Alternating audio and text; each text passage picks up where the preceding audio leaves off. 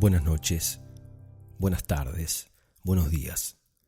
Sean quienes sean, estén donde estén. Soy Norberto Jansenson y este es el episodio número 38 de Cuentos para Despertar. Estoy sentado en la barra de mi bar, mirando a la misma señora del episodio anterior.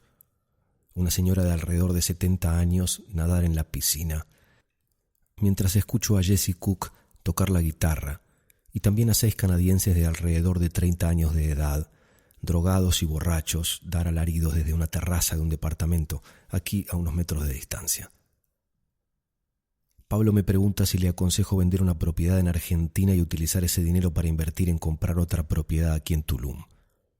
Le digo que no soy la persona indicada para responder a esa pregunta, que no entiendo los negocios de dinero sin motivación y por eso en general no me interesan mucho las inversiones y los negocios, que dicho sea de paso, negocio significa negación del ocio. Me interesan los proyectos, los caminos, las prácticas que tienen corazón, que tienen Buda. Recuerdo que hace muchos años le pregunté a mi maestra cómo debía decidir si aceptar o no un ofrecimiento de trabajo para hacer unos shows para ciertos productores del interior del país que me habían llamado. Ella me respondió: si te convoca el proyecto puedes pensar en aceptarlo, pero no es lo mismo que te llamen que te sientas convocado. Uno hace su camino, no puede detenerse en cualquier lugar por cualquier cosa. A donde haya Buda, uno puede detenerse. A donde no haya Buda, uno sigue de largo. Y eso se aplica a cualquier proyecto, comida, actividad, persona o relación. La energía está muy revuelta. Hablo del mundo. Aquí recibimos gente de todo el mundo todos los días. Recibimos ángeles y también demonios, y en el medio recibimos una infinita cantidad de disfrazados. Lobos disfrazados de corderos, gordos disfrazados de flacos, feos disfrazados de lindos, lindos disfrazados de lindos y por lo tanto convertidos en feos. Prostitutas disfrazadas de mojigatas, niños caprichosos disfrazados de hombres de mundo, estafadores disfrazados de empresarios, adolescentes atemorizadas disfrazadas de madres, de novias o de esposas, frustrados y frustradas disfrazados de personas realizadas, felices, superadas, estudiantes disfrazados de maestros, ignorantes disfrazados de sabios, charlatanes disfrazados de gurúes. De todos los países, de todas las culturas, de todas las religiones, de todas las clases sociales, de todo tipo de educación y recursos. La mayoría no parece venir a disfrutar y descansar, sino a vender, a venderse, a conquistar, aunque la mayoría ni siquiera sabe qué. Todos invitan, son invitadas, preguntan, proponen, buscan, se reúnen, apuestan fuerte, se disfrazan más para que se los reconozca menos, se prometen amores y eternidades. Y se decepcionan, se estafan, se roban, se pierden, se frustran, se enojan, y más pronto que tarde se regresan al lugar de donde vinieron.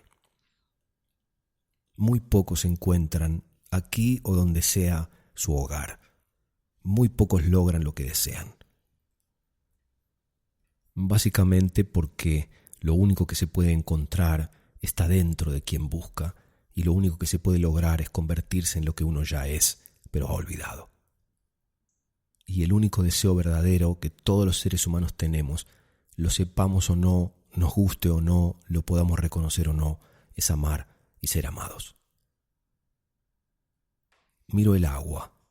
La señora, creo que es de Noruega o Dinamarca, sigue nadando. Ha estado aquí durante muchos días y ni una sola vez, al pasar frente a nosotros, ha hecho siquiera un gesto con la cabeza, dando a entender que nos ha registrado. Sale del agua, se seca un poco y vuelve a pasar ahora mismo, ignorándonos como si no existiéramos. Es probable que ella también esté buscando a su propio Buda y aquí no lo haya encontrado. Jesse Cook sigue abrazándonos con las melodías que desgrana en su guitarra, diciéndonos quizá con su arte que Buda está en todas partes, pero es uno quien debe abrirse, disponerse correctamente para encontrarlo allí donde uno esté. La brisa ya no sale de los ventiladores del techo, sino de los árboles que nos rodean. Es casi la noche.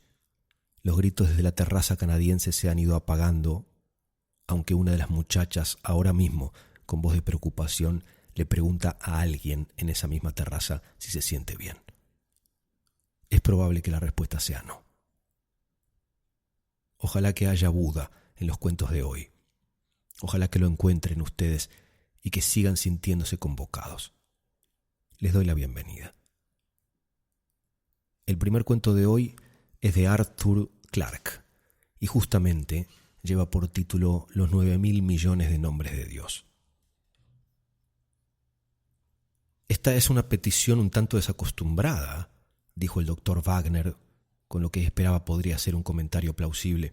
Que yo recuerde, es la primera vez que alguien ha pedido una computadora de secuencia automática para un monasterio tibetano. No me gustaría mostrarme inquisitivo, pero me cuesta pensar que en su establecimiento haya aplicaciones para semejante máquina. ¿Podría explicarme qué intentan hacer con ella? Con mucho gusto, contestó el lama, arreglándose la túnica de seda y dejando cuidadosamente a un lado la regla de cálculo que había usado para efectuar la equivalencia entre monedas. Su computadora Mark V puede efectuar cualquier operación matemática rutinaria que incluya hasta 10 cifras. Sin embargo, para nuestro trabajo estamos interesados en letras, no en números. Cuando hayan sido modificados los circuitos de producción, la máquina imprimirá palabras, no columnas de cifras. No acabo de comprender. Es un proyecto en el que hemos estado trabajando durante los últimos 3 siglos. De hecho, desde que se fundó el lamaísmo. Es algo extraño para su modo de pensar, así que espero que me escuche con mentalidad abierta mientras se lo explico. Naturalmente. En realidad es sencillísimo. Hemos estado recopilando una lista que contendrá todos los posibles nombres de Dios. ¿Qué quiere decir? Tenemos motivos para creer, continuó el lama imperturbable, que todos esos nombres se pueden escribir con no más de 9 letras en un alfabeto que hemos ideado. ¿Y han estado haciendo esto durante 3 siglos? Sí, suponíamos que nos costaría alrededor de 15.000 años completar el trabajo. Oh, exclamó el doctor Wagner con expresión un tanto aturdida. Ahora comprendo por qué han querido alquilar una de nuestras máquinas, pero ¿cuál es exactamente la finalidad de este proyecto? El lama vaciló durante una fracción de segundo y Wagner se preguntó si lo había ofendido. En todo caso, no hubo huella alguna de enojo en la respuesta. Llámelo ritual si quiere, pero es una parte fundamental de nuestras creencias. Los numerosos nombres del Ser Supremo que existen, Dios, Jehová, Alá, Buda, etc., solo son etiquetas hechas por los hombres. Esto encierra un problema filosófico de cierta dificultad que no me propongo discutir, pero en algún lugar de todas esas posibles combinaciones de letras que se pueden hacer están los que se podrían llamar verdaderos nombres de Dios. Mediante una permutación sistemática de las letras, hemos intentado elaborar una lista con todos esos posibles nombres. Comprendo, han empezado con A, y han continuado hasta Z. Exactamente, aunque nosotros utilizamos un alfabeto especial propio. Modificando los tipos electromagnéticos de las letras se arregla todo y esto es muy fácil de hacer. Un problema bastante más interesante es el de diseñar circuitos para eliminar combinaciones ridículas. Por ejemplo, ninguna letra debe figurar más de 3 veces consecutivas. ¿3? Seguramente usted debe querer decir 2. 3 es lo correcto. Temo que me ocuparía demasiado tiempo explicar por qué, aun cuando usted entendiera nuestro lenguaje. Estoy seguro de ello, dijo Wagner apresuradamente. Siga. Por suerte, será cosa sencilla adaptar su computadora de secuencia automática a este trabajo, puesto que una vez ha sido programado adecuadamente, permutará cada letra por turno e imprimirá el resultado. Lo que nos hubiera costado 15.000 años se podrá hacer en 100 días. El doctor Wagner apenas oía los débiles ruidos de las calles de Manhattan situadas muy por debajo. Estaba en un mundo diferente, un mundo de montañas naturales no construidas por el hombre. En las remotas alturas de su lejano país, aquellos monjes habían trabajado con paciencia generación tras generación, llenando sus listas de palabras sin significado. ¿Había algún límite a las locuras de la humanidad? No obstante, no debía insinuar siquiera sus pensamientos. El cliente siempre tiene razón. No hay duda, explicó el doctor, de que podemos modificar el Mark V para que imprima listas de este tipo, pero el problema de la instalación y el mantenimiento ya me preocupa más. Llegar al Tíbet en los tiempos actuales no va a ser fácil. Nosotros nos encargaremos de eso. Los componentes son lo bastante pequeños para poder transportarse en avión. Este es uno de los motivos de haber elegido su máquina. Si usted la puede hacer llegar a la India, nosotros proporcionaremos el transporte desde allí.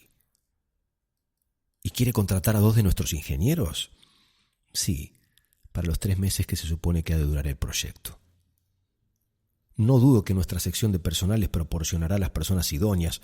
El doctor Wagner hizo una anotación en la libreta que tenía sobre la mesa. Hay otras 2 cuestiones. Antes de que pudiese terminar la frase, el lama sacó una pequeña hoja de papel. Este es el saldo de mi cuenta en el banco asiático. Gracias, parece ser adecuado. La segunda cuestión es tan trivial que vacilo en mencionarla, pero es sorprendente la frecuencia con que lo obvio se pasa por alto. ¿Qué fuente de energía eléctrica tienen ustedes? Un generador diésel que proporciona 50 kilovatios a 110 voltios.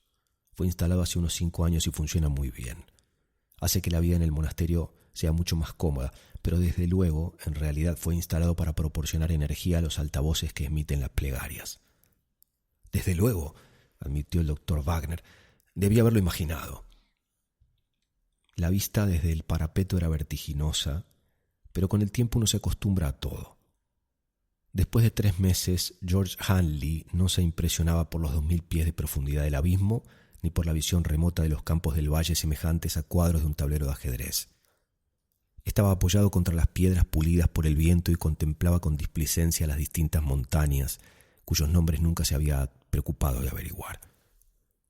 Aquello, pensaba George, era la cosa más loca que le había ocurrido jamás. El proyecto Shangri-La, como alguien lo había bautizado en los lejanos laboratorios.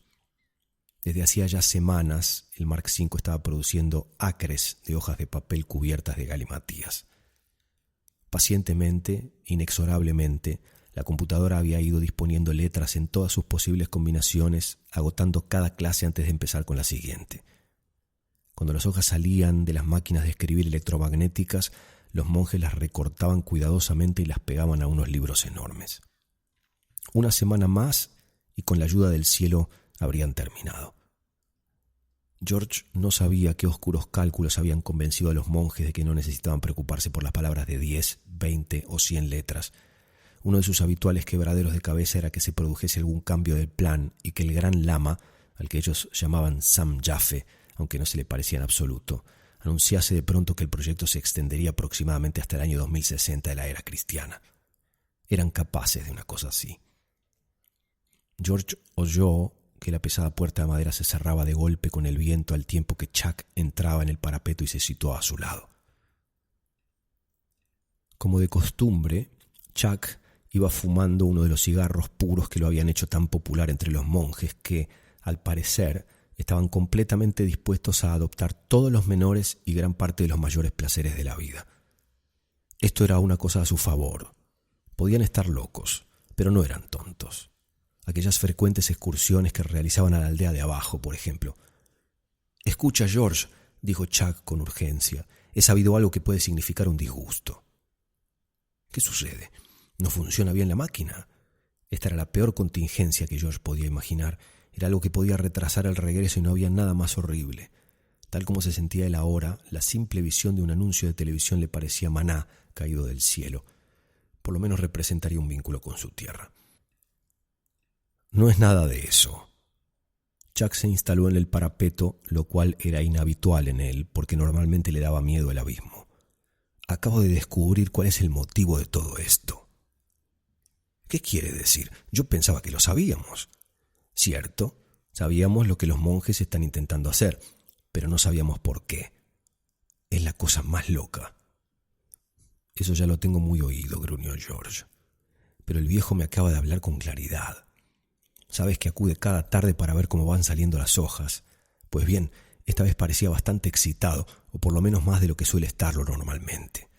Cuando les dije que estábamos en el último ciclo, me preguntó, en ese acento inglés tan fino que tiene, si yo había pensado alguna vez en lo que intentaban hacer. Le dije que me gustaría saberlo, y entonces me lo explicó. Sigue, voy captando.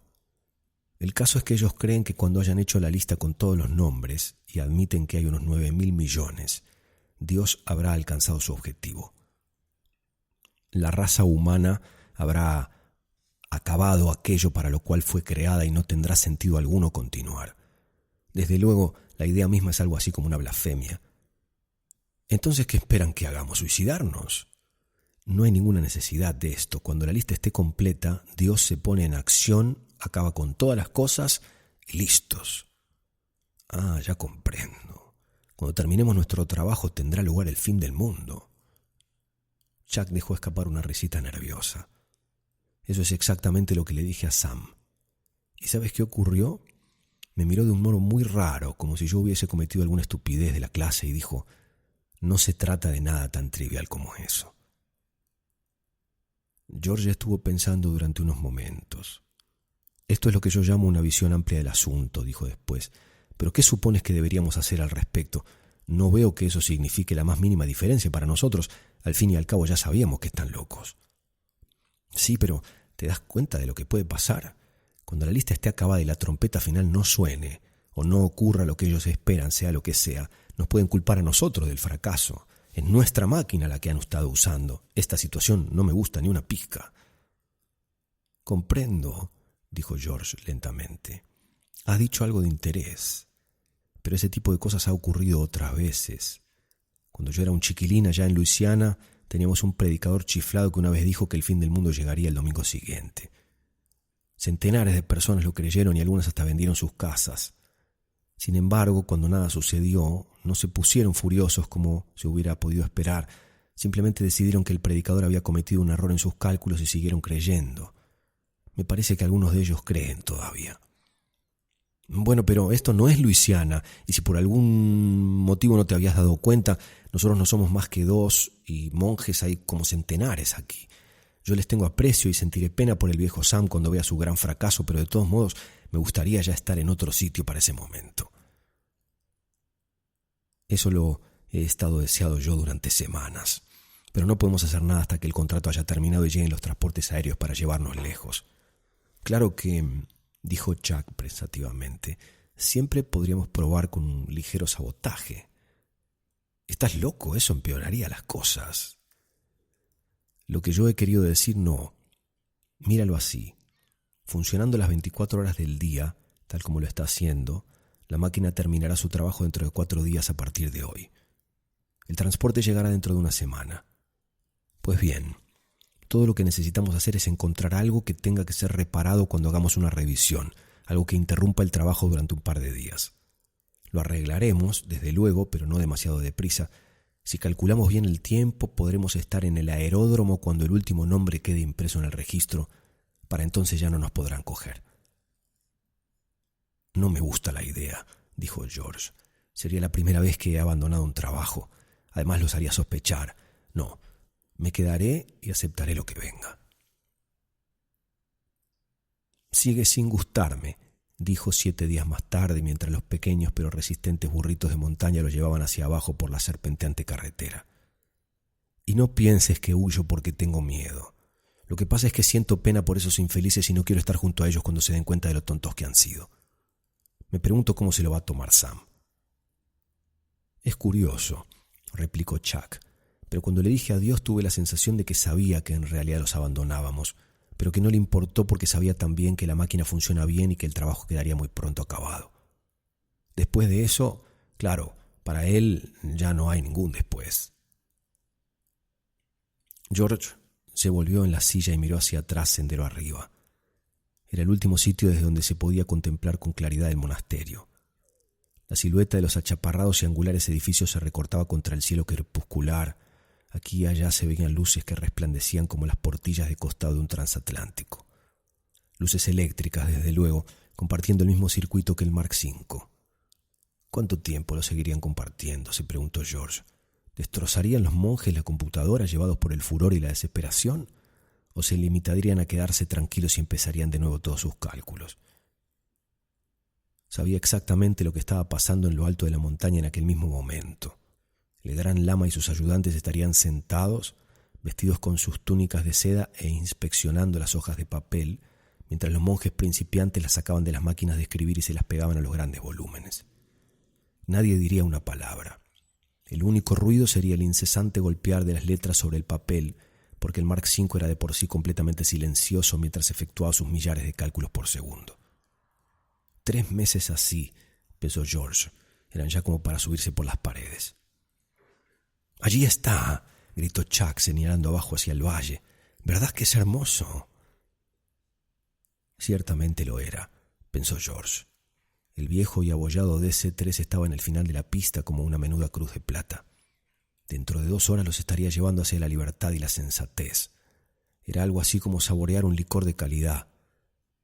George dejó que el pensamiento le llenase la mente mientras el burrito avanzaba pacientemente pendiente abajo. La rápida noche de las alturas del Himalaya casi se les echaba encima. Afortunadamente el camino era muy bueno, como la mayoría de la región, y ellos iban equipados con linternas. No había el más ligero peligro, solo cierta incomodidad causada por el intenso frío. El cielo estaba perfectamente despejado e iluminado por las familiares y amistosas estrellas. Por lo menos, pensó George, no habría riesgo de que el piloto no pudiese despegar a causa de las condiciones climáticas. Esta había sido su última preocupación. Se puso a cantar, pero lo dejó al cabo de un poco. El vasto escenario de las montañas, brillando por todas partes como fantasmas blancuzcos encapuchados, no animaba a esta expansión. De pronto, George consultó su reloj. «Estaremos allí dentro de 1 hora», dijo, volviéndose hacia Chuck. Después, pensando en otra cosa, añadió: «Me pregunto si la computadora habrá terminado su trabajo. Estaba calculado para esta hora». Chuck no contestó, así que George se volvió completamente hacia él. Pudo ver la cara de Chuck. Era un óvalo blanco vuelto hacia el cielo. «Mira», susurró Chuck. George alzó la vista hacia el espacio. Siempre hay una última vez para todo. Arriba, sin ninguna conmoción, las estrellas se estaban apagando. De Arthur Clarke, Los 9.000 millones de nombres de Dios.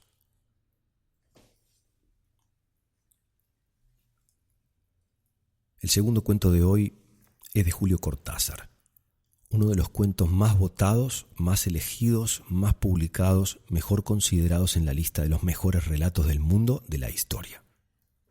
El título es Casa Tomada.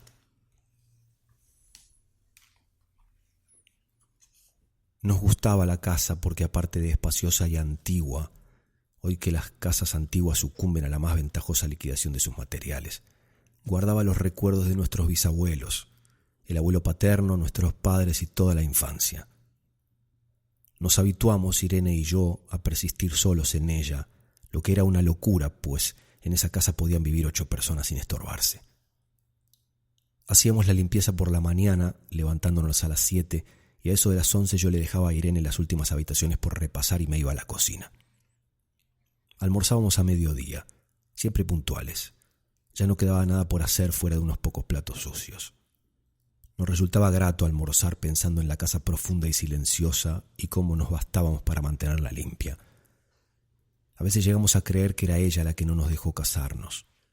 Irene rechazó 2 pretendientes sin mayor motivo.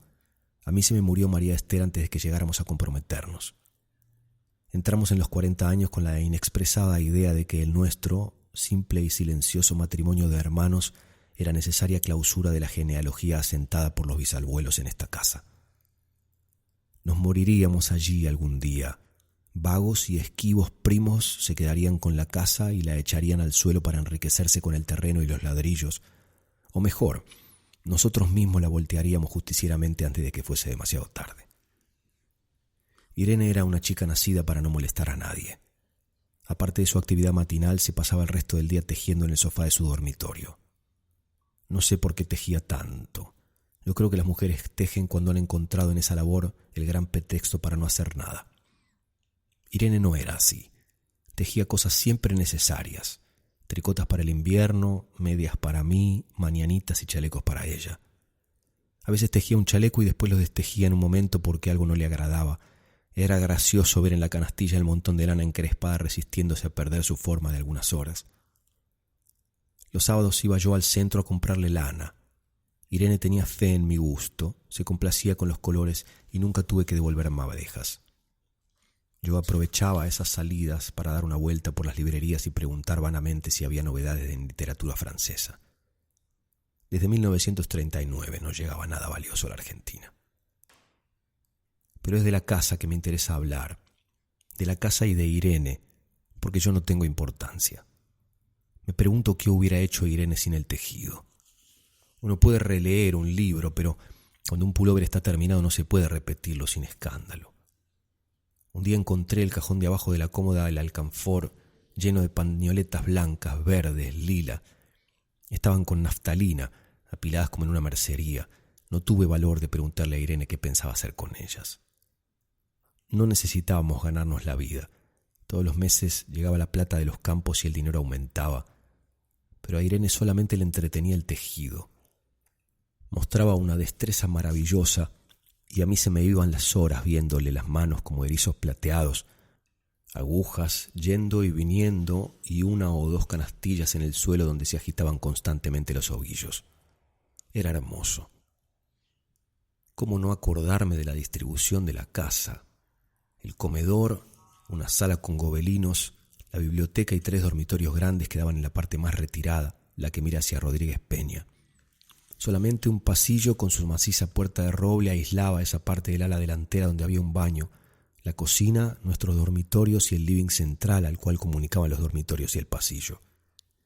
Se entraba a la casa por un zaguán con mayólica y en la puerta cancel daba al living. De manera que uno entraba por el zaguán, abría el cancel y pasaba al living. Tenía a los lados las puertas de nuestros dormitorios y frente el pasillo que conducía a la parte más retirada. Avanzando por el pasillo se franqueaba la puerta de roble y más allá empezaba el otro lado de la casa. O bien se podía girar a la izquierda justamente antes de la puerta y seguir por un pasillo más estrecho que llevaba a la cocina y al baño. Cuando la puerta estaba abierta, advertía uno que la casa era muy grande. Si no, daba la impresión de ser un departamento de los que se edifican ahora, apenas para moverse. Irene y yo vivíamos siempre en esta parte de la casa. Casi nunca íbamos más allá de la puerta de roble, salvo para hacer la limpieza, pues es increíble cómo se junta tierra en los muebles. Buenos Aires será una ciudad limpia, pero eso se lo debe a sus habitantes y no a otra cosa. Hay demasiada tierra en el aire.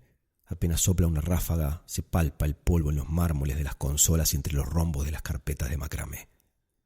Da trabajo sacarlo bien con plumero, vuela y se suspende en el aire. Un momento después se deposita de nuevo en los muebles y los pianos. Lo recordaré siempre con claridad porque fue simple y sin circunstancias inútiles. Irene estaba tejiendo en su dormitorio.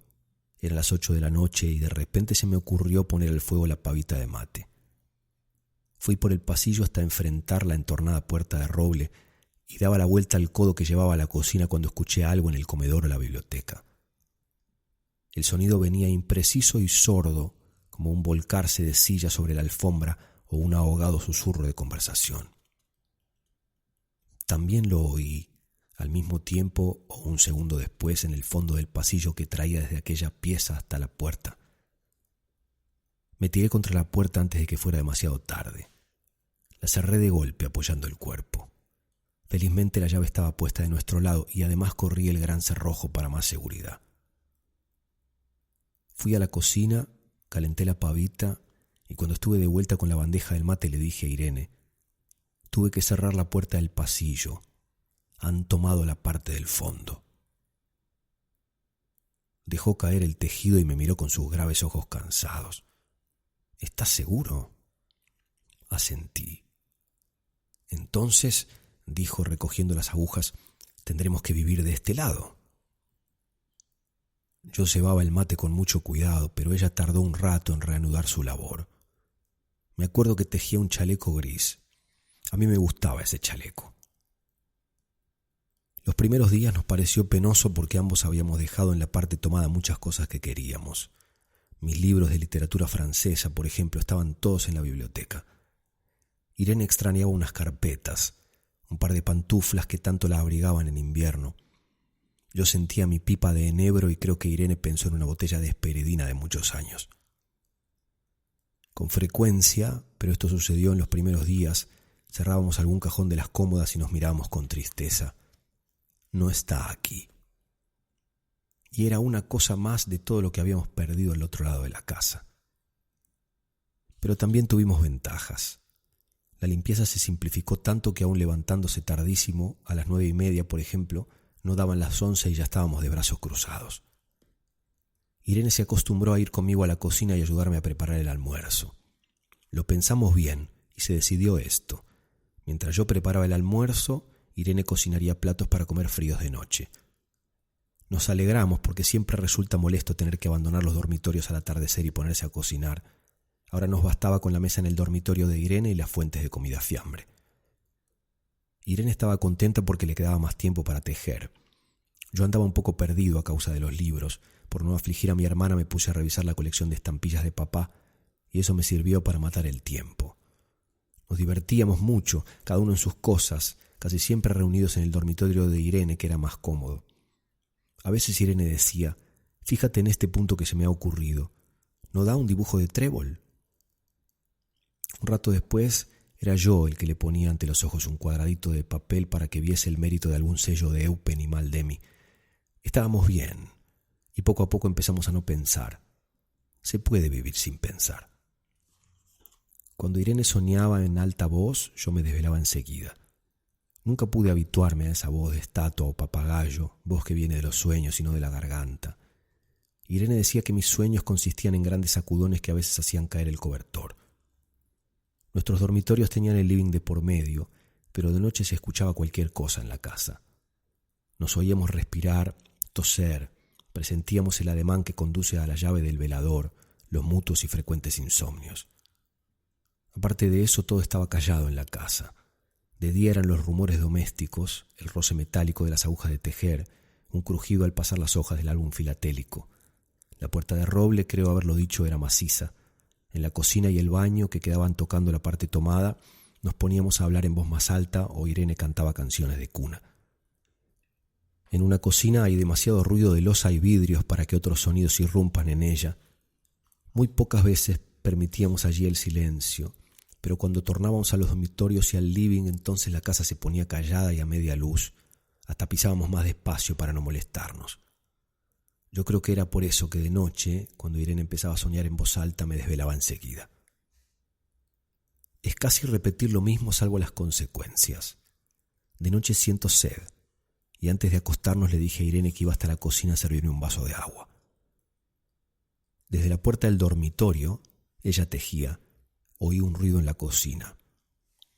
Tal vez en la cocina o tal vez en el baño, porque el codo del pasillo apagaba el sonido. A Irene le llamó la atención mi brusca manera de detenerme y vino a mi lado sin decir palabra. Nos quedamos escuchando los ruidos, notando claramente que eran de este lado de la puerta de roble, en la cocina y el baño o en el pasillo mismo donde empezaba el codo casi al lado nuestro. No nos miramos siquiera. Apreté el brazo de Irene y la hice correr conmigo hasta la puerta cancel sin volvernos hacia atrás. Los ruidos se oían más fuerte, pero siempre sordos, a espaldas nuestras. Cerré de un golpe la cancel y nos quedamos en el zaguán. Ahora no se oía nada.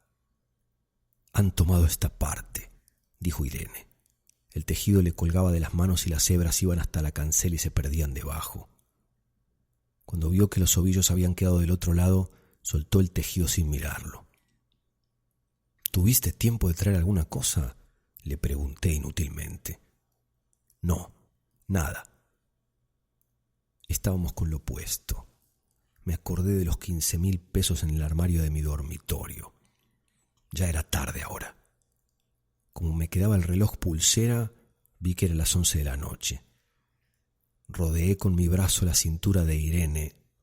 Yo creo que ella estaba llorando. Y salimos así a la calle. Antes de alejarnos, tuve lástima. Cerré bien la puerta de entrada y tiré la llave a la alcantarilla. No fuese que a algún pobre diablo se le ocurriera robar y se metiera a la casa, a esa hora y con la casa tomada. de Julio Cortázar. Casa tomada.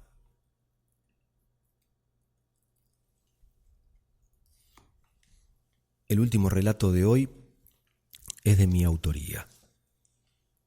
Es una historia real y está publicada en mi libro Mano a Mano René y yo, que únicamente puede comprarse en versión de papel o digital a través de Amazon.com. También he grabado un audiolibro de este libro que está disponible únicamente en nuestro shop.jansenson.com. El título del relato es Encuentro.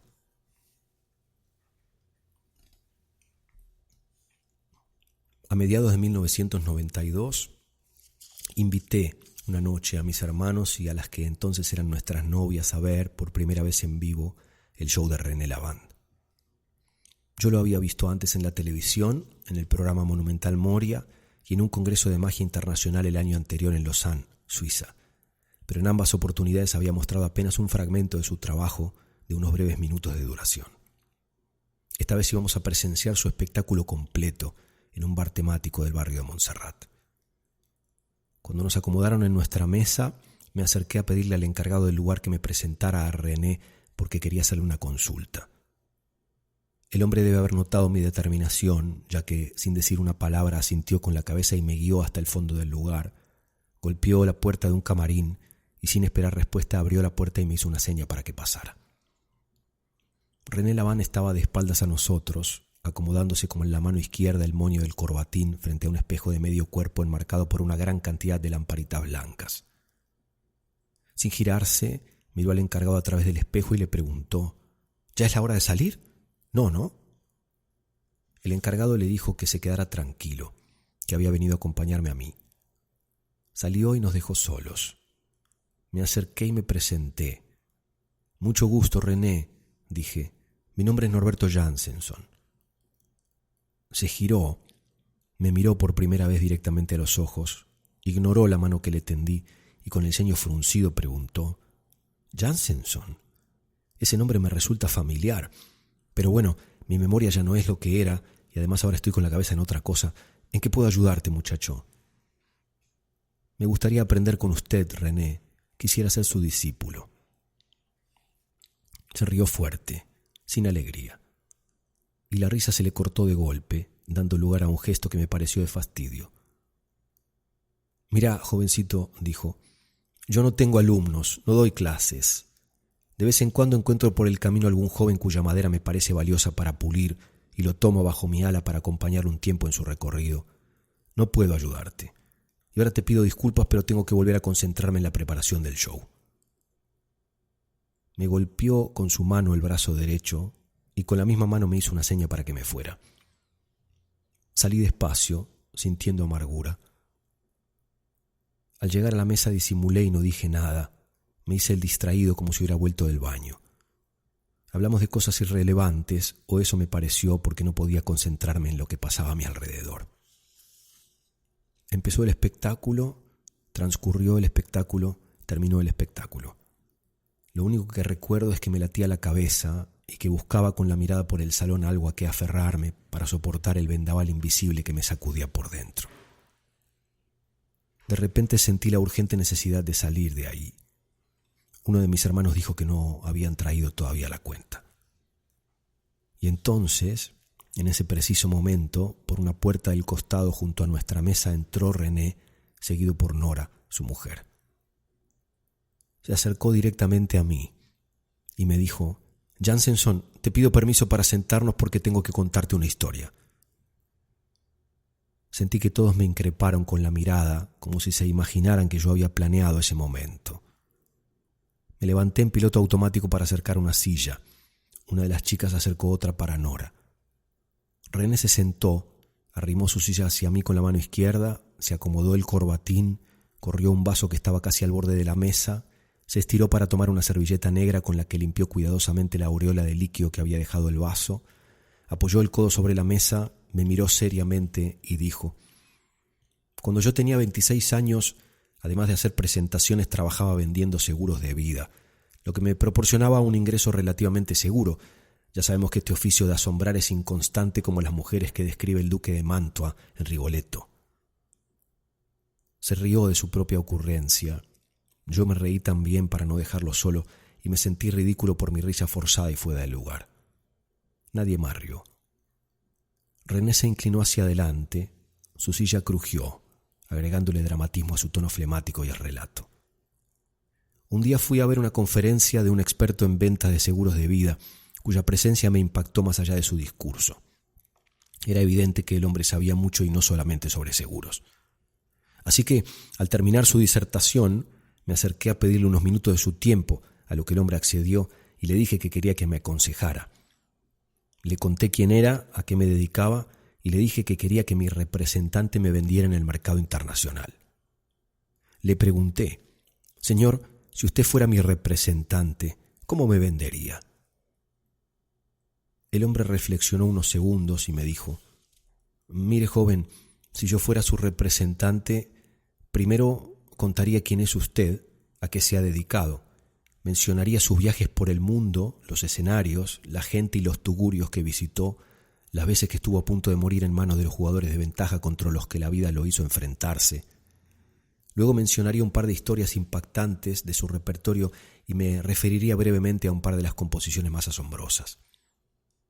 Y terminado el argumento de venta, me levantaría, les agradecería a los potenciales interesados por la atención dispensada, les daría la espalda y caminaría hacia la puerta para irme.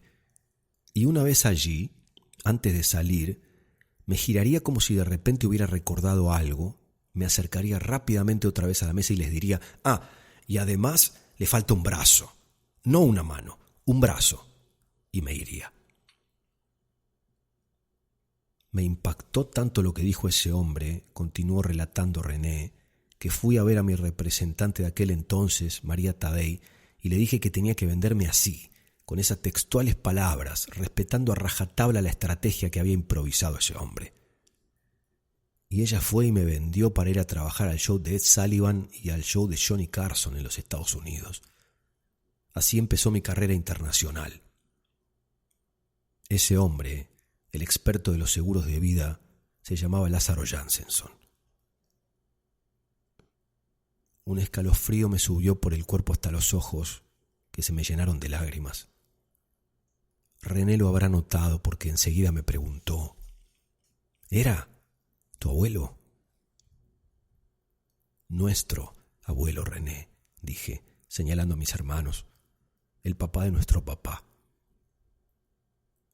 René se golpeó la frente con la mano izquierda. Preguntó: «¿Vive, Lázaro?». «Ya no, René», dije, «pero en cierta forma usted lo acaba de hacer volver a vivir». René dijo: «Se ve que tu abuelo Lázaro quiere enseñarte algo y me eligió a mí como su instrumento para hacerlo.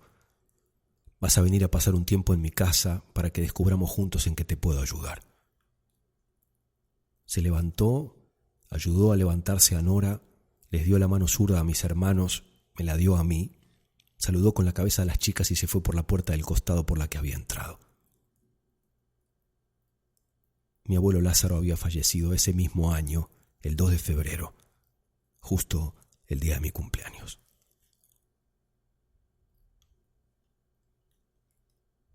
De mi libro Mano a Mano, René y yo, el relato Encuentro. Así llegamos al final de otro episodio. Les agradezco, como siempre, por acompañarme.